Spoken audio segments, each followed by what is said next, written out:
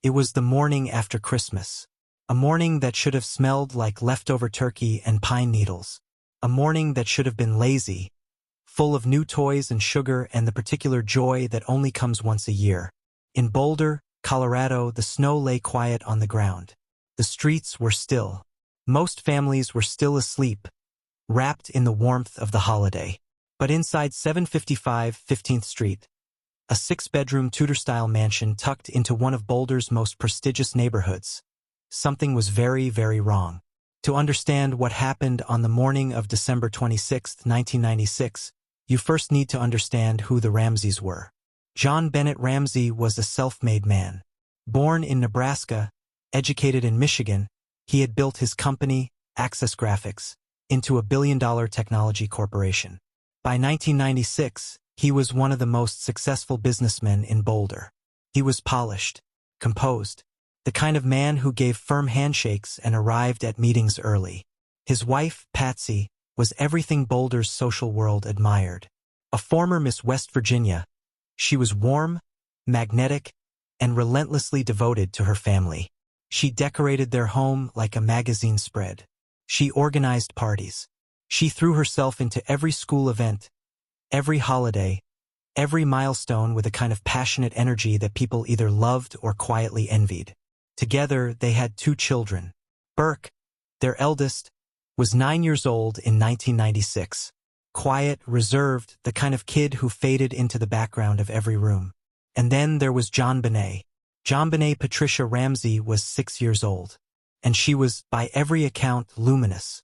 She had wide blue eyes and a smile that looked like it had been engineered to break your heart.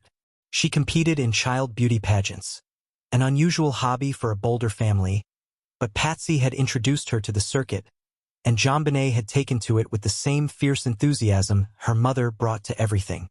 On stage, she wore sequined costumes and red lipstick. She sang. She danced. She walked those tiny runways like she owned them. Offstage, by all accounts, she was a normal little girl. She liked her bike. She liked her dog.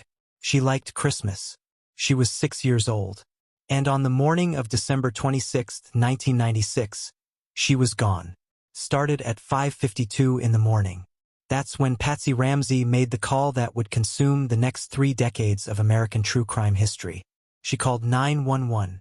Her voice, recorded and later played across every major news network in the country, was frantic, barely controlled. The kind of voice a person uses when they're fighting the part of their brain that already knows the truth. She told the dispatcher that her daughter was missing, that she had found a ransom note, that someone had taken JonBenet. Police arrived within minutes. What they found was a house that looked, at first glance, completely undisturbed. No broken windows. No forced entry. The Christmas tree still stood in the living room, surrounded by unopened gifts. The stockings were still hung. It looked like a holiday card, except for the note. 3 pages, handwritten, left on the back staircase of the home. It was addressed to John Ramsey. It demanded $118,000, a strangely specific number, notably close to the bonus John had received from Access Graphics that year. It warned the family not to contact authorities. It warned them against going outside. It signed off with a reference to a small foreign faction. 3 pages. For a ransom note, criminologists and investigators who reviewed it later described it as extraordinarily unusual. Most kidnappers write a sentence, a demand, a threat. They don't write 3 pages. They don't use language like, and hence, and attaché. They don't reference movies, as this note appeared to do. The phrase, "don't grow a brain," echoed a line from the 1994 film Speed. The note read, to some experts, like the work of someone who had never actually written a ransom note before. Someone who was performing the idea of a kidnapping. But that morning, the officers on scene treated it as real. They treated this as a kidnapping in progress. They waited for a phone call that never came. Friends of the family arrived throughout the morning. Patsy called them one by one, and they came because that's what you do. You show up. You make coffee. You sit with someone who is falling apart. The house filled with people, with movement, with well-meaning contamination of a potential crime scene. Hours passed. No call from the kidnapper. No sign of JonBenet. And then, at approximately 1 o'clock in the afternoon, nearly 7 hours after that first 911 call, a detective asked John Ramsey to search the house, to look for anything out of place. John went to the basement. He opened the door to a small, windowless room, a room the family called the wine cellar, though it was used mostly for storage. He opened the door and he found his daughter. JonBenet was lying on the floor, her wrists bound above her head, a piece of white cord around her neck. Her mouth was covered with black duct tape. She was dressed in a white nightgown. Her feet were bare. John Ramsey picked her up and carried her upstairs. He should not have done that. Any forensic investigator will tell you that. He should not have touched her. He should have called for the police immediately, without moving her body. But he was a father, and she was his daughter. And there are moments in this world where training and protocol mean absolutely nothing. JonBenet Ramsey was pronounced dead at the scene. The cause of death: asphyxiation due to strangulation. There was also a severe skull fracture, a blow to the back of her head that had been delivered before the strangulation. She had been killed sometime during the night. She had never left the house. What followed was, by nearly every professional assessment, one of the most catastrophically mishandled investigations in American criminal history. The crime scene had been contaminated before investigators even knew there was a crime scene. Friends had moved through the house all morning. Evidence had been touched, shifted, overlooked. The basement room where JonBenet's body was found had not been searched for 7 hours, despite being inside the house where a child had allegedly been taken. The Boulder Police Department, it must be said, was not equipped for this. Boulder in 1996 was a college town. A peaceful, progressive, relatively low-crime city nestled against the Rocky Mountains.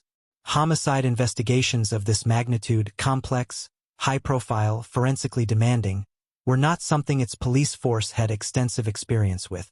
Mistakes accumulated. The crime scene log was incomplete. Biological evidence was mishandled. Items were moved. And critically, no one was separated and interviewed immediately. The Ramseys were allowed to remain together, to speak to each other, to have attorneys present from nearly the first hour. By the time investigators recognized the full scope of what they were dealing with, the window for the most critical early evidence gathering had already closed. And almost immediately, the investigation fractured, not along the lines of evidence, but along the lines of theory. One faction of investigators became convinced, quickly and firmly, that the Ramseys were responsible for their daughter's death. That JonBenet had died inside that house, at the hands of someone who lived there, and that the ransom note was an elaborate staging. That the bizarre, overwritten note was not the work of a kidnapper, but the work of someone trying, and perhaps failing, to simulate one. The other faction believed there was an intruder, that someone had entered the Ramsey home, killed JonBenet, and left, and that the tunnel vision on the Ramsey family was causing investigators to ignore evidence that pointed elsewhere. These two theories would battle each other publicly and viciously for the next 3 decades. In 1996 and 1997, cable news was young. The internet was just beginning to find its voice. And the JonBenet Ramsey case arrived at exactly the moment when both of those forces were learning what they could do with a story that had everything: wealth, beauty, childhood, violence, mystery, and photographs. The photographs were everywhere. JonBenet in her pageant costumes. JonBenet in her crown. JonBenet with her red lips and her lashes and her sequins, looking like a miniature adult. Images that, in the context of her murder, became deeply uncomfortable. Images that fueled a national conversation. Some of it genuine, much of it prurient, about child beauty pageants, about the Ramsey family's choices, about wealth and privilege and the strange, amplified way America mourns attractive white children. And at the center of all of it, Patsy and John Ramsey. They gave interviews. They appeared on television. They looked to some like grieving parents. They looked to others like people who were performing grief. The public, fed a diet of cable speculation and tabloid headlines, largely made up its mind. The Ramseys did it. That was the prevailing narrative for years. Patsy, especially, was targeted. Her theatricality, the same quality that had made her charming at Boulder dinner parties, now read to a suspicious public as false. Her pageant world, her elaborate Christmas decorations, her beauty queen background, all of it was filtered through the lens of suspicion and found wanting. She was never charged. Neither was John. But in the court of public opinion, verdicts don't require evidence. They require narrative. And the narrative had already been written. Section 5. The evidence. What we know. So what did the evidence actually show? Forensic investigators found several critical pieces of physical evidence in that basement room and throughout the house. Some of it pointed toward the family. Some of it pointed away. And some of it has never been fully explained. The garrote around JonBenet's neck had been fashioned from a piece of cord attached to a broken paintbrush handle. The paintbrush, investigators determined, came from a set belonging to Patsy Ramsey. The cord was similar to cord found elsewhere in the house. These were facts that investigators pointed to as evidence of an inside job, that the killer had used materials already present in the home. But an intruder, proponents of that theory argued, could also have used materials found in the home. Especially an intruder who had planned carefully, who had been inside the house before, who knew its layout. And then there was the DNA. Investigators collected biological material from JonBenet's clothing, specifically, from her underwear. This material did not match anyone in the Ramsey family. It did not match any known suspect. It sat in evidence storage for years, unidentified, an anomaly that neither side of the investigation could comfortably explain. In 2008, more than a decade after JonBenet's murder, advances in DNA technology allowed investigators to run the evidence through a more sophisticated analysis. The results were startling. The unidentified DNA was from a male. It was present in multiple locations on JonBenet's clothing. And it matched no one in the Ramsey family. Boulder's district attorney at the time issued a formal statement. The Ramseys, he said, were no longer suspects. The DNA evidence pointed to an unknown male, an intruder who had not yet been identified. John Ramsey, by then widowed, Patsy had died of ovarian cancer in 2006, still under the cloud of suspicion, released a statement saying that he had always known the truth would come out, that his family had been destroyed by accusations that were never supported by evidence. But the DNA evidence, powerful as it was, did not close the case. The unknown male has never been identified. The case remains officially unsolved. Over the years, investigators and amateur sleuths have put forward a remarkable number of alternative suspects.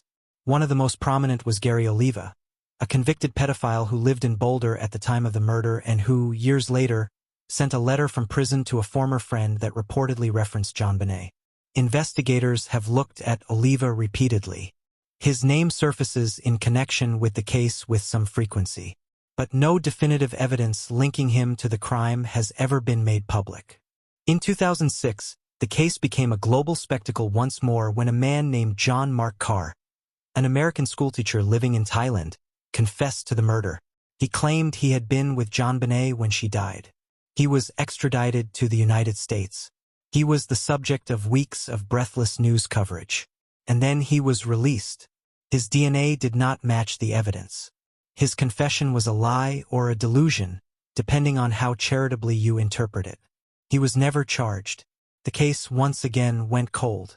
There is also the matter of the handwriting analysis.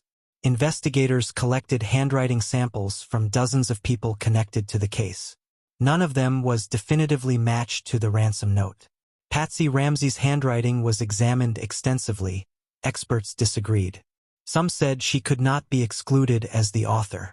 Others said they found no match. The note remains, in many ways, the most haunting artifact of the entire case. 3 pages written in block letters by someone who either was or was pretending to be a kidnapper. Someone who wrote carefully, deliberately, at some length, inside a house where a child lay dead in the basement. Who does that? That question has never been answered. Let's walk through what we know about the night of December 25, 1996. The Ramseys attended a Christmas party at the home of their friends, the Whites, earlier that evening. They left the party around 9 or 10 p.m. JonBenet reportedly fell asleep in the car on the way home. John carried her inside. She was put to bed. Burke, Her 9-year-old brother may or may not have been awake. He has given different accounts over the years. Patsy has said she went to bed shortly after arriving home. She woke up early, around 5:30 a.m., to prepare for a flight to Michigan to visit family. She came downstairs and found the note on the back staircase. That is the timeline as the family described it.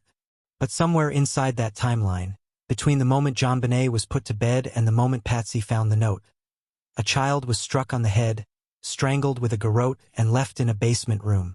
A 3-page ransom note was written, and either an intruder entered and exited a locked house without leaving obvious signs of forced entry, or someone inside that house committed an act of violence against a 6-year-old girl and constructed an elaborate staging.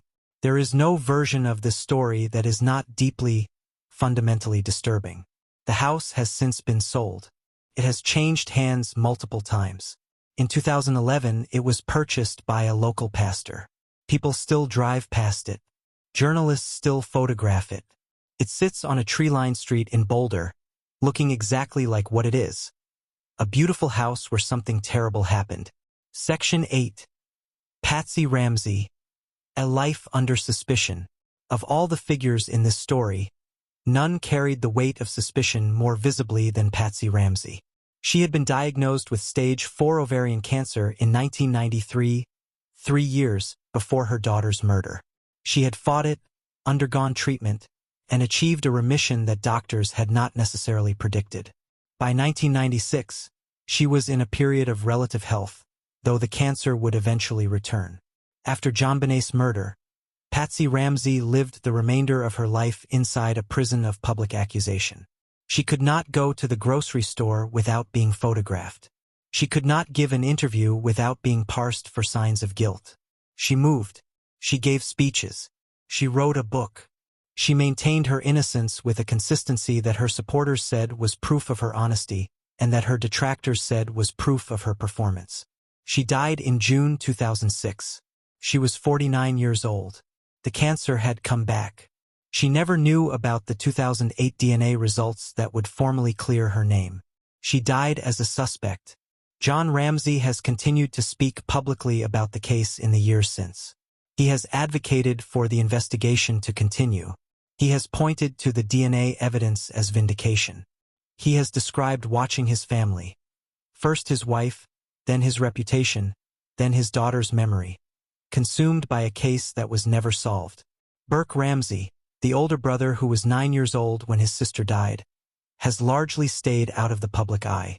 In 2016, he participated in a CBS documentary that, controversially, suggested he may have been responsible for JonBenet's death. Burke sued CBS for defamation and reached a settlement in 2019. He has never been charged with any crime. He has never been formally named as a suspect by law enforcement. Section 9. The DNA and what it means. Let's return to the DNA because it is the most significant piece of physical evidence in this case, and it is also, paradoxically, one of the most frustrating. The unidentified male DNA found on JonBenet's clothing has been run through CODIS, the FBI's national DNA database, multiple times. It has not matched any profile in the system. This means one of several things. It could mean the person has never been arrested for an offense that required DNA collection. It could mean the sample was contaminated at some point in the chain of custody. It could mean, as some skeptics have argued, that the DNA is touch DNA, deposited innocuously by a factory worker who manufactured JonBenet's underwear, with no connection to the crime. The Boulder Police Department and the Boulder DA's office have disagreed over the years about how significant this DNA evidence is.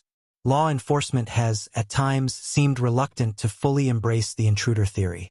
The case has been the subject of internal disputes, jurisdictional tensions, and the kind of institutional friction that cold cases often generate when multiple agencies have a stake in the outcome. In 2023, new developments emerged. A private firm using advanced forensic genealogy techniques, the same methods that famously identified the Golden State Killer, announced it was working on the Ramsey case DNA. Forensic genealogy works by comparing DNA evidence against databases of voluntary consumer ancestry submissions, building family trees that can eventually identify an unknown contributor. It has not yet produced a public result. The investigation, such as it is, continues. It has been nearly 30 years. 30 years since a little girl in Boulder, Colorado, went to sleep on Christmas night and never woke up. 30 years since a family was torn apart. First by violence, then by suspicion, then by grief. 30 years since a ransom note was left on a staircase inside a house that was never broken into, for money that was never collected. Why does this case endure? Some of it is the photographs. JonBenet's image, those pageant photos that smile, became one of the most reproduced images of the 1990s. She became a symbol, though different people made her symbolize different things. To some, she was a symbol of innocence destroyed. To others, she became, uncomfortably, a focal point for debates about how we raise children, how we sexualize girlhood, how we commodify beauty. Her image was used in ways that said more about the culture consuming it than about the child herself. Some of it is the wealth. There is a particular fascination, in American true crime culture, with violence that intrudes into privilege. The Tudor mansion, the beauty queen mother, the Christmas decorations, the private jet. Violence is supposed to happen in other places to other people. When it doesn't, it unsettles something deep. And some of it is simply the mystery, the unanswered question at the center of the case. Who did this? Has never been resolved. And unresolved questions have a gravitational pull. We circle them. We return to them. We build theories and dismantle them and build new ones. Because the alternative, accepting that we may never know, is harder than it sounds. JonBenet Ramsey deserved better than the case her death became.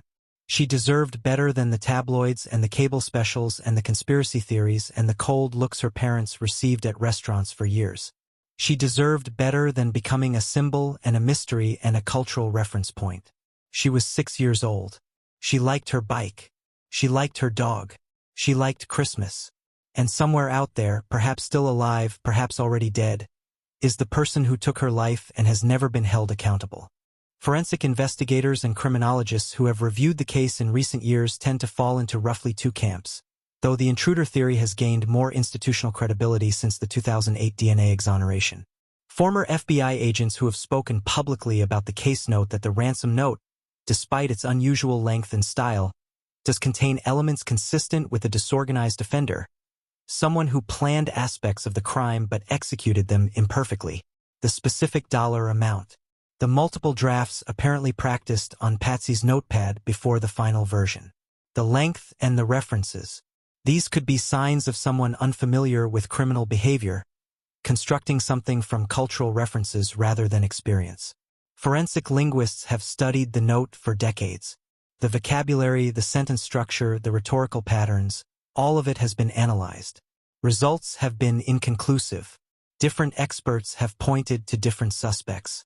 No one has definitively identified the author. Child forensic specialists who have reviewed JonBenet's case note that the injuries she sustained, the skull fracture, the strangulation, suggest a deliberate, sustained act of violence. Not an accident. Not an impulsive blow. Someone made a decision that night. The pineapple found in JonBenet's digestive system during autopsy remains one of the case's more puzzling details. A bowl of pineapple was found in the kitchen, reportedly with Burke's fingerprints on it. Patsy and John say they did not give JonBenet pineapple that night. If she ate it after coming home from the party, while her parents believed she was asleep, it raises questions about the timeline that have never been fully resolved. Small details, enormous implications. That is the nature of this case. On the morning of December 26, 1996, a 6-year-old girl was found in the basement of her family's home in Boulder, Colorado. She had been struck, strangled, and left in the dark. Her name was JonBenet Ramsey. Her killer has never been identified. Her case remains open. There is a version of this story that ends with a name, with an arrest, with a courtroom and a verdict and something that at least resembles justice. That version of the story has not happened yet. Whether it ever will depends on a DNA profile sitting in a database somewhere, waiting to be matched. On a forensic genealogy search that may or may not crack open the family tree of an unknown male. On someone somewhere deciding to speak. Until then, JonBenet's case occupies the space that all great unsolved mysteries occupy, the place between what we know and what we don't, between evidence and truth, between the story we can tell and the story we need to tell. A little girl went to sleep on Christmas night. She never came home, and the question of why and who is still waiting for an answer.